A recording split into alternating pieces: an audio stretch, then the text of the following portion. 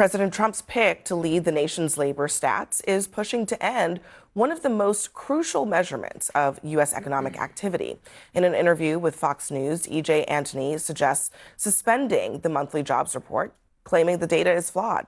Now, earlier this month, Trump fired the former Bureau of Labor Statistics commissioner, and he accused her, without any evidence at all, of rigging the July jobs numbers to make him look bad.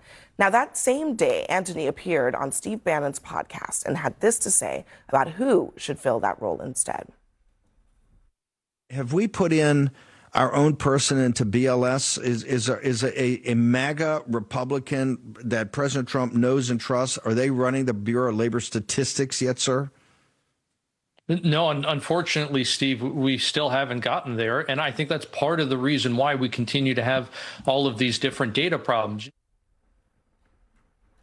Now, that man is the Heritage Foundation's chief economist. He has a master's and a doctor's degree in economics. But it was so interesting to me to see what other economists have said about not just what he's said, but his actual work, like his work product, these papers that he's put out. Here's one. I've been on several programs with him at this point, and I've been impressed by two things: his inability to understand basic economics and the speed with which he's gone MAGA. Another economist, his explicit only qualifications are that he works in ultra-conservative think tanks and believes Trump's conspiracies about BLS. Others say the articles and the tweets I've seen him publish are probably the most error-filled of any think tank economist right now. Huge questions right now about his qualifications, his understanding of economics, including in the Wall Street Journal, by the way, tonight, in a pretty scathing op-ed. Why is Trump nominating this person other than just to get the numbers he's looking for? Well, obviously, he has the pleasure of the president. He enjoys the confidence of the president, and he'll have to go through the process. I mean, I think the main thing he should be looking at is why is it that the BLS data constantly has to be revised, and not by a little, but by a lot. I've wondered this for a very long time. It's not a mystery. We know the answer to that. Okay. So it's because if we know the answer, then why hasn't it been fixed? That's the next question. Because survey responses have gone down. Okay, and why wasn't anything done about it? Okay, hold on a second. The survey responses have gone down. We actually know the reason that this is happening. And yet no The question fixes. is, but you said something earlier, the pleasure of the president, of course. The answer is whatever Trump wants, he gets. But I'm really asking you, do you really think that that's the only thing that matters in a job of this significance? Well, it's one of the things that matters because he's a presidential appointee. The other thing that matters is that you have the kinds of qualifications to do it. The president thinks he does. The president's personnel staff thinks he does. But do you think he does? I mean, I don't know. I don't know the guy. I mean, he has an economics degree from an accredited university, and he has strong opinions about this. So, I mean, like even the journal. He's got a doctorate. Doesn't he have a doctorate in economics? You know, that's not an easy thing to throw around. It feels like you don't like him because Trump appointed him. I mean, listen. I don't know the man. I'm asking you. You and I have the same level of personal knowledge. I'm asking you about knowledge. his qualifications because the Journal tonight in their op-ed literally pointed out just straight up factual mistakes in his analysis of BLS data. I mean, basic stuff that he's put out on social media that everybody can see with their own eyes. You know, in some instances, these economists are showing that he's completely misreading charts and graphs. That's a basic problem. That's not even going into the details of how you put together statistics on the unemployment rate, the inflation rates of the entire country. I'm not qualified to judge his qualifications. I can barely calculate the tip of a meal. But I think what is disqualifying is when he says openly, publicly in an interview, yes, I think we need to get someone political, essentially, into this apolitical job. But this is like putting a flat earther in charge of the maps. I mean, the maps are the maps, the data is the data. They don't like the data, so they'll get someone in who will say the data is better than what the data is. That's bananas, but it's going to lead to our country not being trusted by other countries and people not wanting to invest in our country when we're installing propagandists in jobs that should be apolitical. But we've seen it over and over again. Don't like the results of the election? Call up that guy in Georgia, see if he can find more votes for us. Don't like, worried about the president's health? Get a doctor who'll say anything we tell him to say about the president's health. Don't like this hurricane map? Get a Sharpie. We'll change it. This is why people start losing faith in governments, in countries, when they can't believe things that really shouldn't be politicized. I think that there's a point here that needs to be made that nobody's talking about is that this is something that the American people can understand. They may not understand all the parts about the moving parts.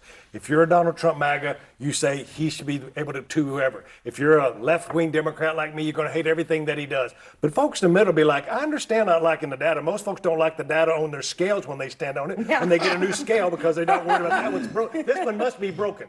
But that's so simplistic, and I made that comment to be like, people get this. They get the rigged system piece of this, and I think this is what's going to bite them in the butt. I think this is just another scary action in a line of actions where the president, there is a public servant who's doing their work, supposed to be in a nonpartisan way. The president doesn't like the facts. He fires them and puts in a crony lapdog. And I think this is an alarm bell for Congress. I'm working with some of my colleagues at looking at, I think we have to make some structural reforms when we have the levers of power again. And what Donald Trump has shown us, and he won't be the last, hopefully he'll be the last president to do stuff like that, but he won't be the last to try, I think. I think Congress is going to have to take away some of this power of firing and appointing people on positions that are supposed to be nonpartisan. One that really concerned me was the Librarian of Congress, which the Congressional Research Service falls under. That's where we get all of our nonpartisan information and research to write all of our legislation. They're trying to take control of that as well. So this isn't the only instance where this is happening. It's public and private. I mean, today Trump was railing against Goldman Sachs's economists for basically saying, tariffs have been absorbed. 22% of tariffs have been absorbed by Americans. That'll be 67% by October. Trump doesn't like those facts and wants them to replace their chief economist. This is a pattern. When the data, to Essie's point, when Trump doesn't like the data, he just says, get someone else who will give me the data that I want. Listen, I can't disagree with anything, as he said earlier, but this is politics, and it's done all the time. This isn't a normal okay, thing. It's not normal, but it is. Like we talked earlier about statistics. Do you know how many mayors manipulate crime statistics that are they're just not accurate when they're running? The United States. I'm talking about New York City. Okay, 8 million people. We're trying to pass it along like this is a normal thing. I'm not saying it's normal. I'm not saying it's normal. Okay, don't say it's normal. Don't we put people on the Supreme Court of the United States who we think are going to lean in the direction of... That's different from economic data. I mean, it's completely different. One judge looks at it and says abortion is a right, and another judge looks at it and says abortion is not a right. Look, one guy looks at it and says the jobs report is this, another person says the jobs report is that. If this were normal politics, then by that token, we would have seen this. With all these other presidents, they all had the power to do what Donald Trump is doing, but they didn't do it. How do we know that? How do we know that? Have we examined? How do we know? Well, let me tell you how we know. Joe Biden kept Donald Trump's commissioner of the Bureau of Labor Statistics. He could have fired that man. Okay, he did not. Biden did the right thing. The numbers weren't always good. He could have fired that guy. So Biden did the right thing. All I'm saying is, have we looked at every president? Have they ever made those maneuvers? Presidents don't actually have not done these things. Donald Trump is doing them. Okay. There's a lot of things that Donald Trump's are doing that I don't agree with, and there's some things that he's doing that I do agree with. Let's see what happens. So you disagree with this one? I'm going to say what SE does. Like, I don't even know how to do the tip on the check either. That's why I laughed so hard. So I'm not going to challenge a guy who's got a doctorate in economics. Most people, I think in both parties, agree there's something wrong with the methodology. The data collection is not what is allowing them to get accurate data. We can argue about the person.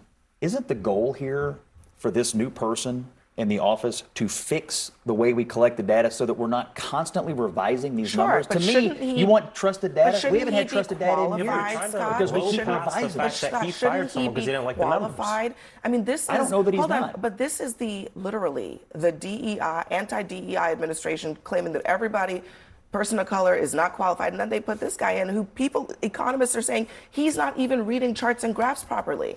What happened to qualifications? Look, he has a serious academic degree. The president thinks he's qualified, and I think he's been given a mission to clean up the way this data is collected so that we can have more trust in it than we currently do, which, as I understand it, is very, very low. So that's my hope, is what he's able to do. All right, next for us, American history is about to get a MAGA makeover.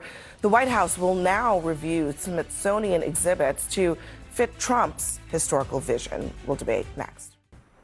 Smithsonian museums may be getting a makeover soon. The White House has ordered a review of its exhibits to fit Donald Trump's vision of history. Quote, the initiative aims to ensure alignment with the president's directive to celebrate American exceptionalism, remove divisive or partisan narratives, and restore confidence in our shared cultural institutions. First question comes to my mind, what does that even mean? I think people at home need to realize that the Smithsonian's, if you haven't been to Washington, D.C., I get to see them all the time. I take them for granted riding by them. They're beautiful and they're free. They're free. They're free. Yeah. Not free, that they pay for them with all of our tax dollars, and they want people to come in and learn about the history of America. And guess what, boys and girls? Not all the history is beautiful.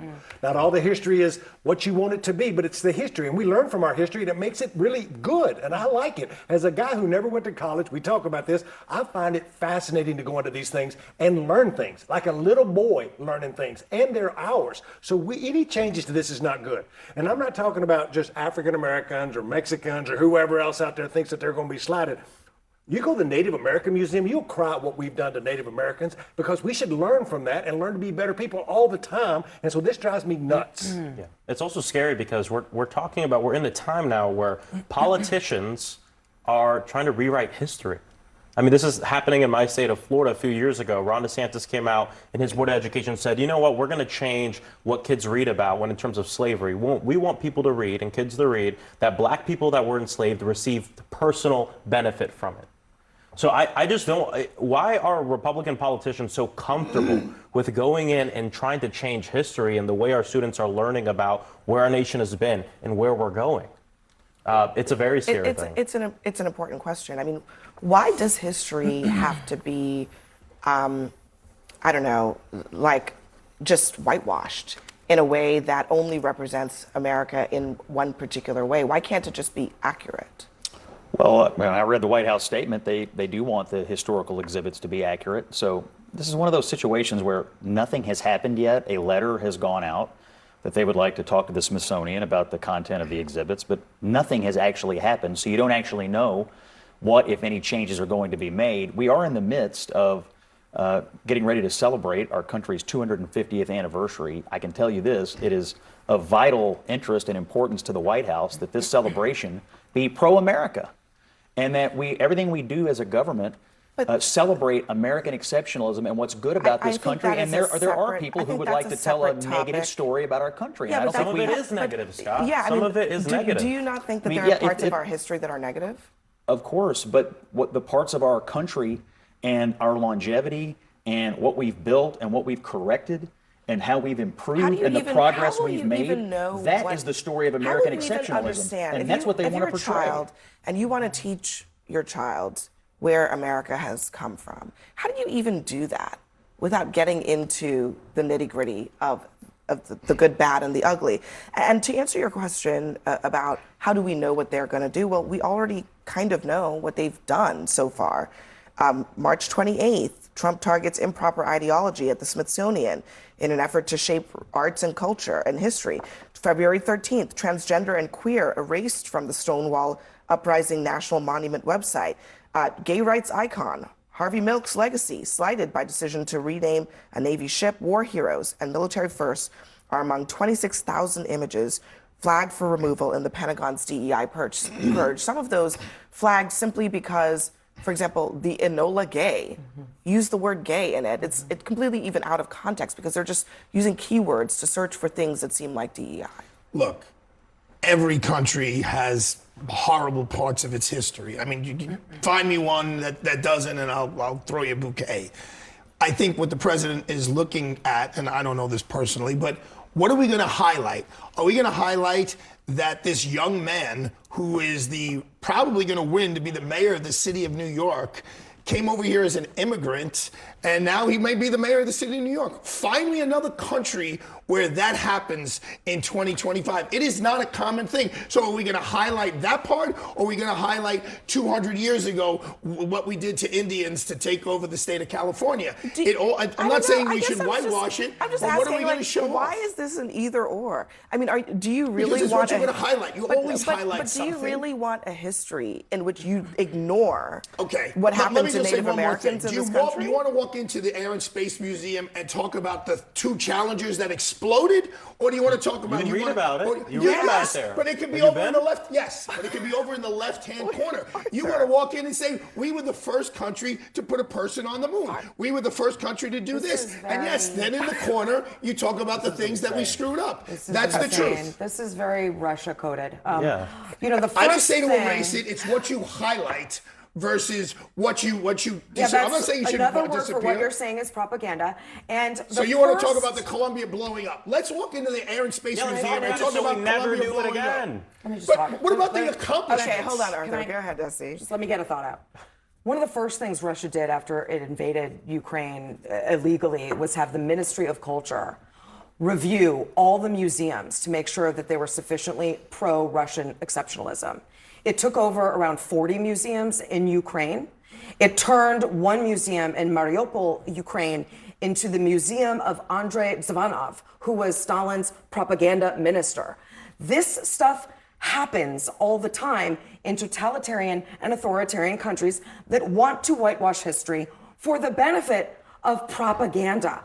It's not about highlighting, putting one thing in this corner versus that corner. It's the difference between history and propaganda. And museums should not be in the business. So should we wipe out of Columbus? propaganda. Congressman, Mamdani says if he becomes mayor, he's wiping out Columbus. The statue comes down, and we should forget about Christopher Columbus. Is that okay? No, I'm learn Italian. history I'm in proud its of Columbus. According to you, it wouldn't be okay. No, But I you know never what? said I don't that. understand why you can't sit here and just say, I disagree with politicians trying to change history. Why can't you just say that? You're like going through all these hoops I don't trying to think talk you're- about I don't think highlighting you're trying things to that you change sound history. ridiculous. But Just say, what we're not Mamdani politicians. says, We're if not he talking becomes, about- we're but he's a talking about Donald politician. Trump. We're talking about Donald No, Trump. if you're going to upset about the right wing doing something, are you upset about the left wing doing something? Look, Mamdani's not said he's going to go into No, institutions but no, he within said he's going to museums in take here and down change the things. statue of Christopher Columbus, which is Listen, a historic landmark. One of the things about Trump is that he forces people to think about politics in areas that they've never thought about politics before. Most Americans never thought that the President of the United States would have their hand in Smithsonian exhibits, and he is doing that right now. And I can't think of a single good reason why. Yeah, the last time we sort of talked about the changing of historical exhibits was when all these angry mobs all over the country tore down historical statues all over the place, and the people who seemed to be angriest about the Smithsonian review were cheering that on. So I agree with you. Occasionally, parts You know of what our they said? society do look Put into those statues in into history. museums. And so no, That's they not didn't allowed. look like Teddy they Roosevelt didn't look statues like gone. We're talking they didn't about look like they learning were putting them in entirety museums when they of- were tying we- ropes around them and dragging we- them down. I'm You may not- be I'm not- misremembering how it happened, but that's what happened. I'm not here to justify people tearing things down and this and that. But I just think it is grand that right at this table, I can't hear from both of you. You can't even just say politicians should not be editing our history and trying to change our history. That's what I don't they're believe doing. they're changing our history. I don't believe that that's It what is they're doing. what he has been trying to do. All right, we got to leave it there. Congressman Maxwell Frost, thank you very much for joining us. Everyone else, don't go anywhere. Next for us, breaking news, Texas Democrats are considering an end to their standoff over redistricting as one of them goes viral for his interview on Fox. I asked you, if Republican policies are popular, why do they need to redraw these maps? I asked you, if Republican policies are popular, why do they need to redraw these maps? I asked you, if Republican policies are popular, why do they need to redraw these maps? I asked you, if Republican policies are popular, why do they need to redraw these maps?